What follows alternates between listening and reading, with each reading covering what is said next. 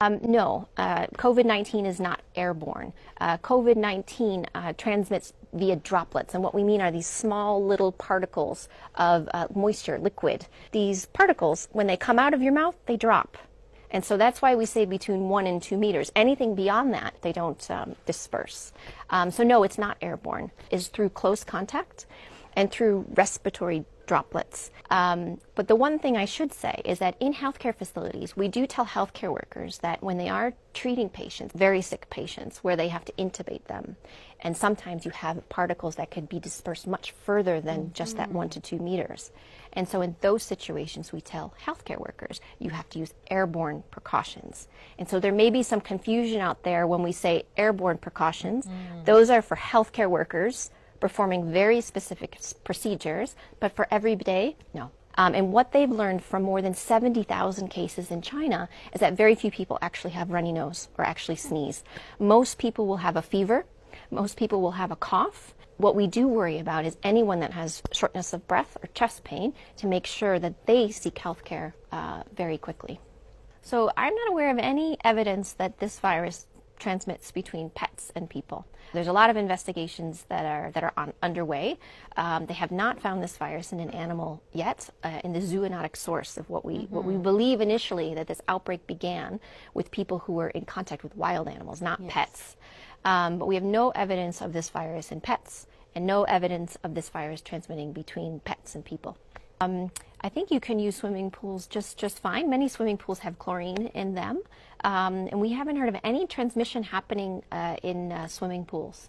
So there are some studies that are ongoing right now that look at virus survival. We don't have the full results yet, but what we know from other coronaviruses like SARS and like MERS is that on packages, on certain like cardboard materials, that it doesn't last very long. What is important, though, on certain other surfaces like plastic, that the virus can be inactivated by disinfectants. So if you want to know more about disinfectants and disinfecting your surfaces, go to the WHO site, go in and look at the guidance. You'll find it under coronavirus, and you'll find all that information there. Just because you have a fever and a cough doesn't mean that you're infected with COVID-19. That's really important. It's also flu season.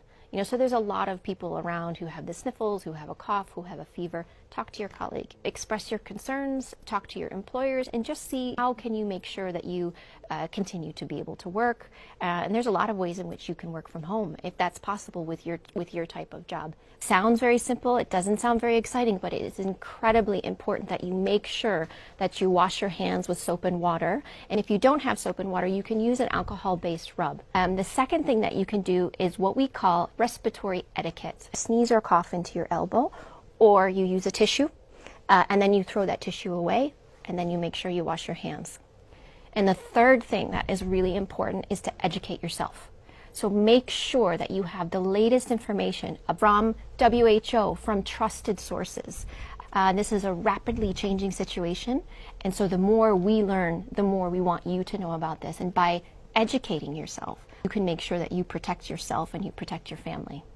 WHO recommends that you wear a mask if you're sick. There's a lot of things that you can do to protect yourself while traveling, and that is making sure that you travel when you're well. You know, you're feeling well, you and your family.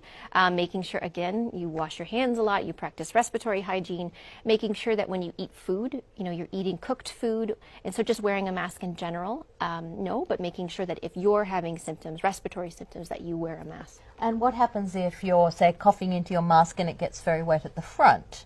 You need to replace your mask. If you don't touch the front, you take them off from the sides, discard them, wash your hands, and put another mask on. And when you discard them, you would make sure that you discard them somewhere safe? That's right, in a bin that is covered. Yes, that's right. I wouldn't even say asymptomatic, but pre-symptomatic, meaning it's a few days before they develop symptoms themselves. And so when you go back and you interview them, oftentimes they say, well, actually, I wasn't feeling very well. So it's this pre-symptomatic phase or mildly symptomatic phase. Having said that, it is possible, and we do have some case reports of truly asymptomatic people that can infect, but we don't believe that they play a major role in transmission.